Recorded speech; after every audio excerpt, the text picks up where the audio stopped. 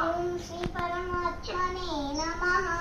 అథ ద్వాదశోऽధ్యాయः భక్తి యోగः. అర్జున ఉవాచ ఏవం సతతయుక్తా ఏ భక్తాస్త్వాం పర్యుపాసతే ఏ చాప్యక్షరమవ్యక్తం తేషాం కే యోగవిత్తమాః. శ్రీ భగవానువాచ మయ్యావేశ్య మనో ఏ మాం నిత్యయుక్తా ఉపాసతే శ్రద్ధయా పరయోపేతాః తే మే యుక్తతమా మతాః. ఏ త్వక్షరమనిర్దేశం అవ్యక్తం పర్యుపాసతే సర్వత్ర గమచింత్యం చ కూటస్థమచలం ధ్రువం సన్నియమ్యేంద్రియగ్రామం సర్వత్ర సమబుద్ధయః తే ప్రాప్నువంతి మామేవ సర్వభూతహితే రతాః. క్లేశోధికతరస్తేషాం అవ్యక్తాసక్తచేతసాం అవ్యక్తా హి గతిర్దుఃఖం దేహవద్భిరవాప్యతే.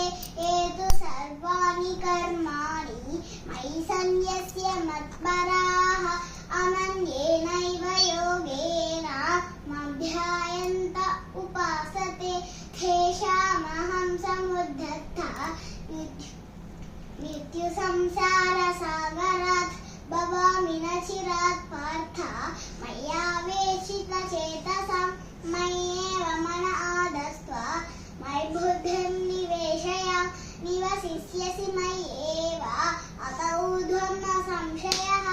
అత చిత్తం సమాదాతుం న శక్నోషి మయి స్థిరం అభ్యాసయోగేన తతః మామిజ్జప్తుం ధనంజయ.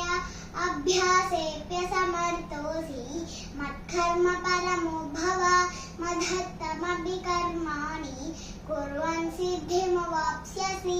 అథైతదప్యశక్తోషి కర్తుం మద్యోగమాశ్రితః సర్వకర్మఫలత్యాగం తతః కురు యతాత్మవాన్.